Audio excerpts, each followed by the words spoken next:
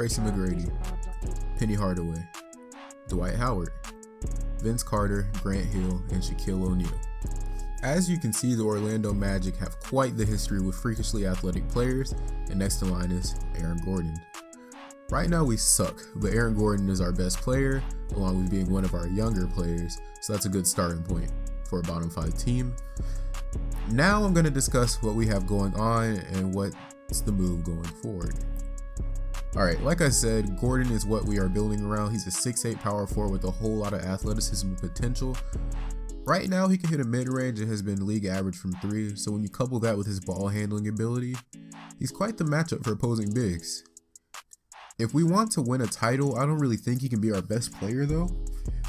I just don't think he's talented enough, but he could be one hell of a second option, and his next step is pretty much becoming one of the better defenders in the league.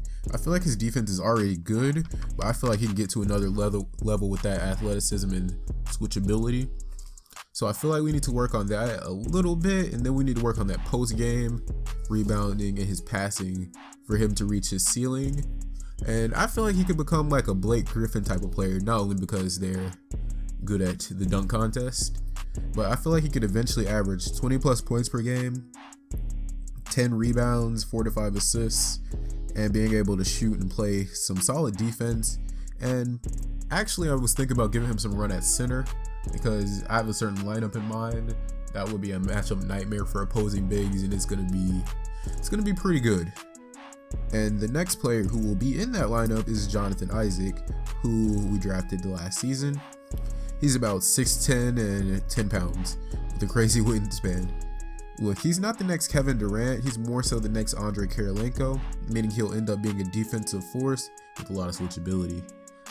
I don't really want Isaac to force the issue offensively. If he can end up league average or better from 3, he can get strong enough to be a consistent finisher and screener, I'll be happy. But right now he can't shoot and he's probably afraid of large gusts of wind. So right now he's not either, but a core of Isaac and Gordon on defense could be very, very scary for opposing offenses.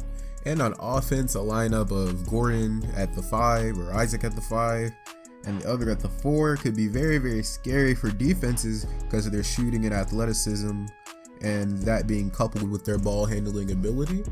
I feel like that'd be very hard to defend because Gordon is one of the best athletes in the NBA. Isaac isn't a bad athlete, but he's not, you know, Aaron Gordon or anything. And if they can shoot the ball, it's going to pretty much force these bigs to come out of the paint. And if we have a spaced floor, then that's going to open up driving lanes for other players and potentially even them, because they can blow by their defenders if they close out too hard or anything like that. And with the passing ability that I'm trying to develop with Aaron Gordon, he will be able to, you know, when he blows by someone, he could be able to read the defense and then make the next correct pass. And then Jonathan Isaac, I mean, I'm not expecting him to be some big time playmaker, but if he can make the right pass, that'd be fine as well. The final player of this young core we have going on is Mario Hezonja, and he's staying on the team basically due to his potential shooting and athleticism. I can see him being our backup too, but for now he's starting because newsflash, we're trading Evan Fournier. And if he can work on his shot creating skills, I feel like he can become an Eric Gordon kind of player off the bench. But I don't really think he's going to reach that ceiling, but if he does, I'll be ecstatic. And here's to Hezonja not being a bust anymore. Alright, I'm not going to waste your time here. I'm trading 2 of our starters in Nikola Vucevic and Evan Fournier. The first trade is Nikola Vucevic and a top 10 protected 2021 first round pick of ours to the 76ers for their top 10 protected first round pick this season, Richaun Holmes and Jared Bayless. So yeah, he's not on the roster anymore. They need a backup 5 that can score, and we need some picks, so it works out. And then we traded Evan Fournier, which was pretty hard for me because I thought Fournier fit our timeline kind of because he's only 25, but I feel like he would lead to too many wins right now.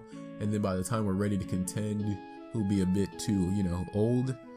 So I put in Evan Fournier plus 2 seconds to the Jazz for Dante Exum and the Jazz 2018 first round pick and Alex Burks to make the salaries match. because the Jazz, they need someone who can score other than Donovan Mitchell. Fournier spaces the floor for a guy like Ricky Rubio who can't shoot but can, you know, somewhat get to the lane and make layups or the next right pass, like I said. And he's already good friends with Rudy Gobert, who will be setting him screens. He is one of the best players in the NBA at coming off of screens, and I can see him becoming a 50, 40, 90 player in the future if he develops properly.